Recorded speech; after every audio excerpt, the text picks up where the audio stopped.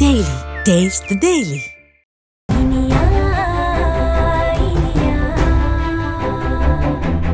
அக்கா, ஏய் திவ்யா, என்ன காரியம்டி பண்ணி வச்சிருக்க நீ? அந்த சேர்மன் பிரஸ் மீட்ட வச்சு என்ன பத்தி என்னென்னமோ கேவலமா பேசுறான். உன் மாமன் அதுக்கெல்லாம் ஒத்து ஊதுறான். ஆனா நீ அங்க எதுக்குமே ஒரு வார்த்தை கூட பேசாம அப்படியே செல்ல மாதிரி நிக்கிற. இதுக்காடி நான் உனக்கு அத்தனை விஷயமா பண்ண. ஹலோ ஹலோ மேடம், என்ன அவன் இவன்லாம் பேசுனீங்க, அப்புறம் அவ்வளவுதான் சொல்லிட்டான்.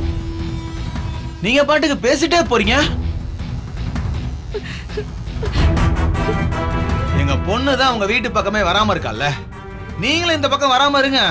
உங்களை நம்பி வந்தது எவ்வளவு பெரிய தப்புங்கிறதுனாலதான் அவளுக்கு தெரிஞ்சு அவ அமைதியா இருக்கா. அத புரிஞ்சுக்கிட்டு ஒழுங்கா இடத்த காலி பண்ணுங்க.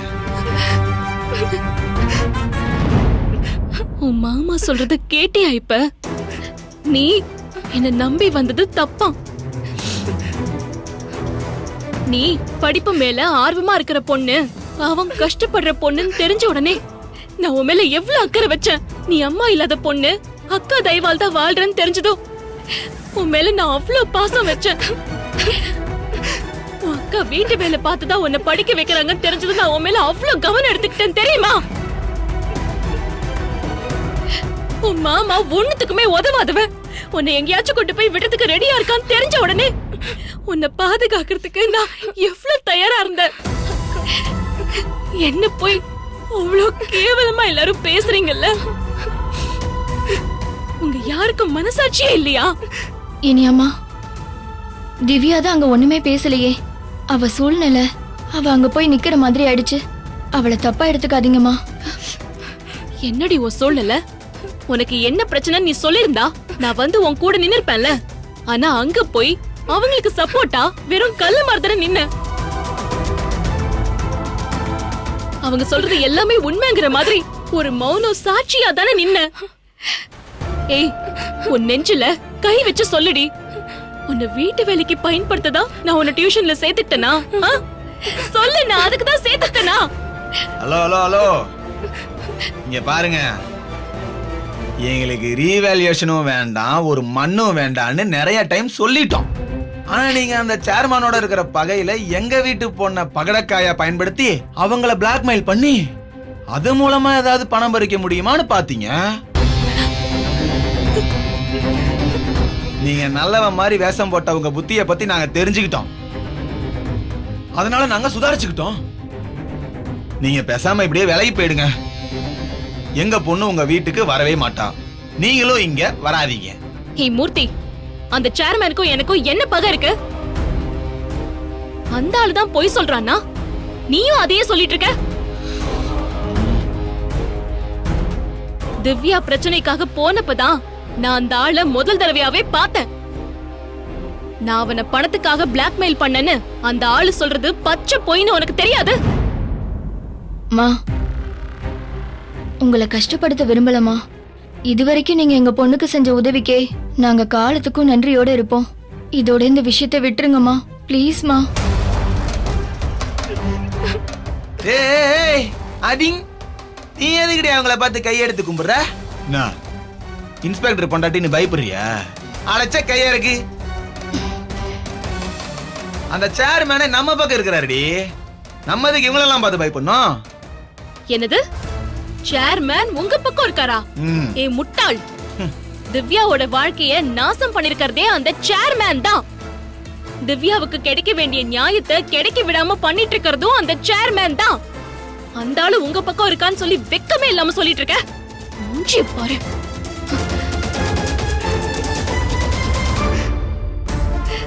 ஏ திவ்யா, அந்த பிரஸ் மீட்ல இப்படிதாண்டி நீ மௌனமா இருந்த. எல்லாரும் அவங்க சொல்றதுதான் உண்மை நம்பினாங்க. இப்போ உன் மாமா கண்டபடி பேசிட்டு இருக்கான். இப்பவும் நீ மௌனமாவே இரு. அப்பதாண்டி இதையும் உண்மைன்னு சொல்லி இந்த உலகம் நம்பும். உனக்கெல்லாம் பாடம் சொல்லி கொடுத்தேனே, என்ன சொல்லணும்? உன் மேல அக்கறை வச்சதுக்கு இப்ப நான் நல்லா அசிங்கப்பட்டு இருக்கேன். என் அக்கறைய உன்னாலேயே புரிஞ்சுக்க முடியலங்கிறப்போ அப்புறம் நீ எக்கேடி கெட்டு போனா எனக்கு என்ன? அக்கா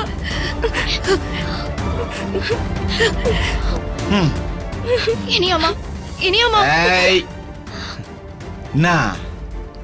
நான் உன் தங்கச்சிக்கு சூடு போட்டு தான் கையெழுத்து போட வச்சேன்னு சொல்ல போறியா? ஏதாவது பேசணும்னு நினைச்ச வாயிலே சூடு போட்டுருவேன். பே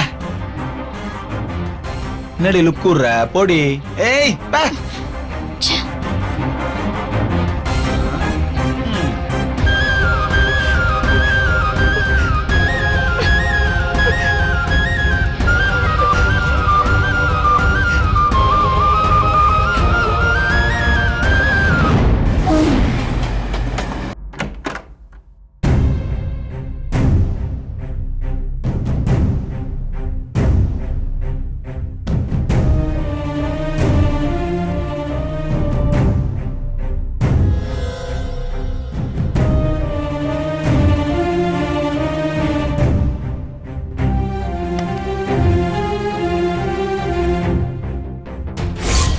அதனால என்கிட்ட பணம் பறிக்கிறதுக்காக திவ்யா பிரச்சனையை கையில் எடுத்திருக்காங்க. சோ அந்த இனியா நாங்க நன்கொடை தரலங்கிறதுக்காக செஞ்ச பழி வாங்குற வேலைதான்னு இப்போ உங்க எல்லாருக்கும் புரிஞ்சிருக்கும்ல. எவ்வளவு நல்லது செஞ்சாலும் பணக்காரனா இருக்கிற ஒருத்தன் என்ன வேணாலும் பண்ணலாங்கிற மாதிரி தான் இந்த உலகம் இருக்குல்ல. ஒரே நாள்ல சோசியல் மீடியால என் பேரையே கெடுத்துட்டானே.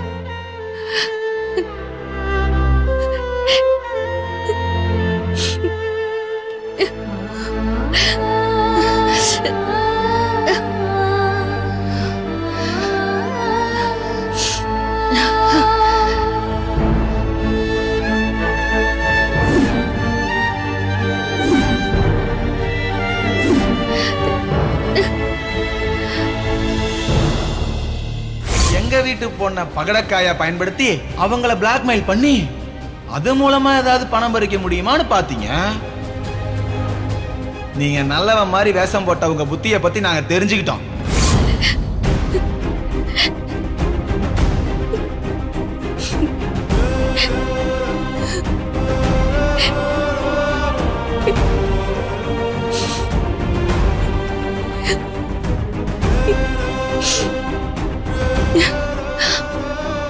இவங்களே நினைச்சிட்டு இருந்தோம்னா நம்ம மனசுதான் பலவீனமாகும். இந்த எண்ணத்துல இருந்து நான் வெளியே வரணும். விக்ரமுக்கு லஞ்ச் ரெடி பண்ணலாம்.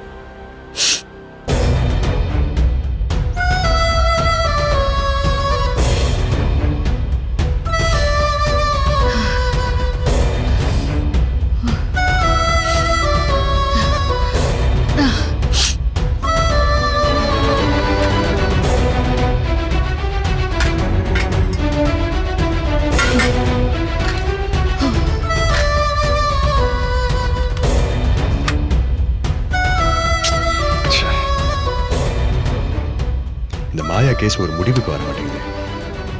எப்படியாவது அவளையும் தீனாவையும் பிடிச்சு தோலை உரிக்கணும்.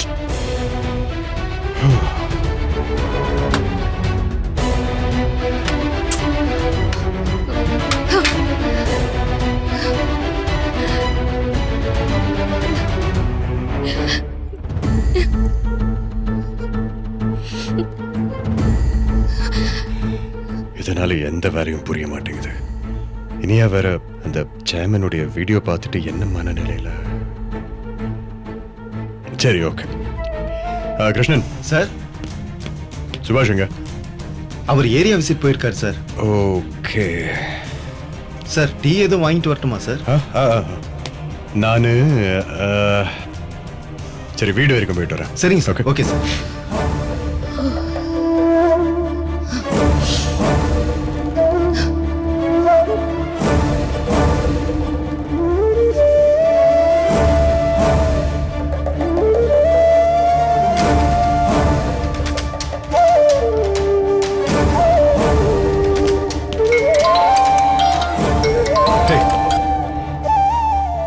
இனியா இப்பதான் உன்னை நினைச்சிட்டு இருந்தேன். சொல்லு. விக்ரம், எல்லாமே எனக்கு எதிராவே நடக்குது. எப்படி எல்லாராலையும் இப்படி பேச முடியும்? நான் அப்படி என்ன தப்பு பண்ண?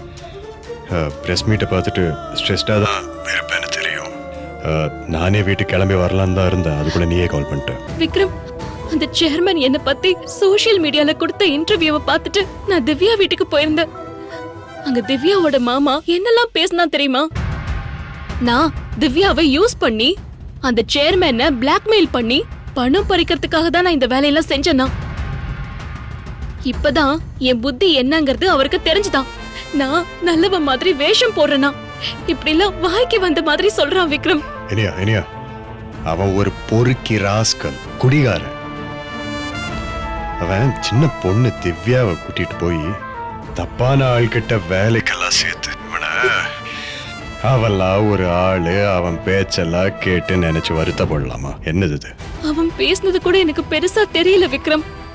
ஆனா நம்ம திவ்யா அவளு அங்கதானே இருந்தா. ஒரு வார்த்தை, என் இனி அக்காவை அப்படி பேசாதீங்க, அவங்க அப்படிப்பட்டவங்க இல்லைன்னு அவ சொல்ல வேண்டாமா? அவ அப்படியே நிக்கிறா, கல்லு மாதிரி நிக்கிறா. என் மனசு எப்படி உடைஞ்சு போச்சு தெரியுமா? இனியா, அவ பாவம். அவ சிச்சுவேஷன் என்னன்னு நமக்கு தெரியாதுல்ல. நாம வெளியில இருந்து பாக்குறோம்.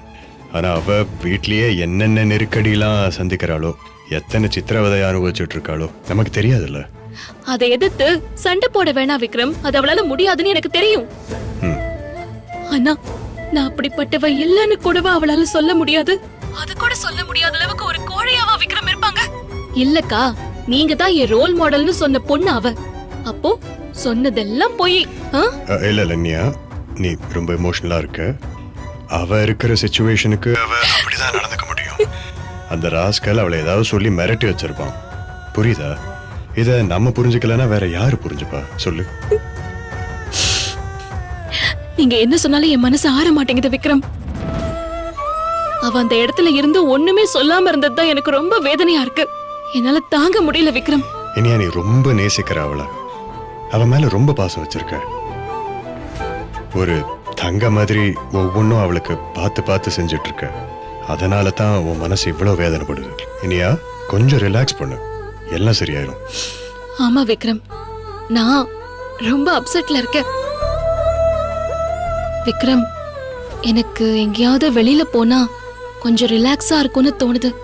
ப்ளீஸ் வீட்டுக்கு வந்து என்ன எங்கேயாச்சும் வெளியில கூட்டிட்டு போங்களேன். ஹே, நானே வீட்டுக்கு வந்து உன் கூட கொஞ்சம் டைம் ஸ்பெண்ட் பண்ணலான்ட்டு தான் நினைச்சிட்டு இருந்தேன். இப்ப நீயே வெளியே கூட்டிட்டு போக சொல்ற. இதுதான் பெர்ஃபெக்ட் சிங்க். இப்ப கிளம்புறேன், 20 மினிட்ஸ்ல வந்துருவேன். நீ ரெடியா இரு, ஜாலியா ஒரு பைக் ரைட் போயிட்டு வரோம். ஓகே? ஓகே விக்ரம், வந்துருங்க. அம்சா, வீடு வரைக்கும் போறேன். சுபாஷ் வந்தா சொல்லுங்க, எமர்ஜென்சினா கால். Okay sir.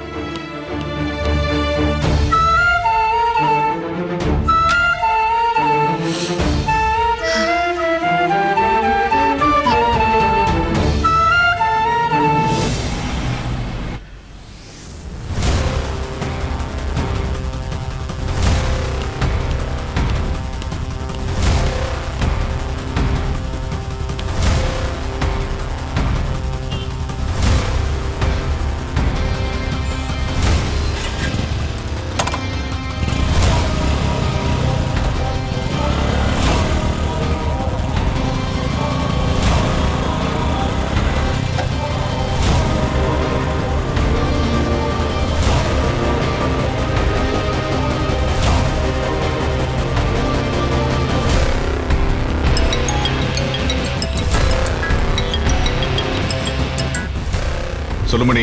சார், அந்த இன்ஸ்பெக்டர் விக்ரம் ஸ்டேஷன்ல இருந்து கிளம்பிட்டான் சார். நிஜமாவே அவன் பைக்ல தானே போறான்? ஆமா சார். அவன் மட்டும் தான் போறானா இல்ல கான்ஸ்டபிள்ஸ் யாராவது போறாங்களா? இல்ல சார், அவன் மட்டும் தனியா தான் போறான். அப்ப துரை பொண்டாட்டியை பார்க்கறதுக்கு வீட்டுக்கு கிளம்பிட்டாரு போல. சரி, நீ போன வை, நான் பாத்துக்கிறேன். சரி சார், ஓகே. பொழுது சாயறதுக்குள்ள பொண்டாட்டியை பார்க்க போறியா? நீ வீட்டுக்கு போய் பொண்டாட்டிய பார்க்க முடியாது. அவதான் உன்னை பார்க்கறதுக்கு ஜெயிலுக்கு வர போறா.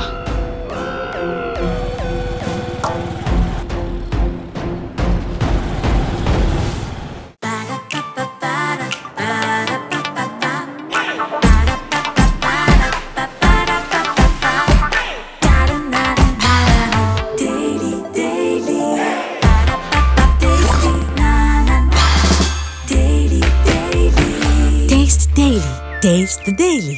Saregama TV shows Tamil YouTube சேனல்ல லைக் பண்ணுங்க, கமெண்ட் பண்ணுங்க, ஷேர் பண்ணுங்க, சப்ஸ்கிரைப் பண்ணுங்க.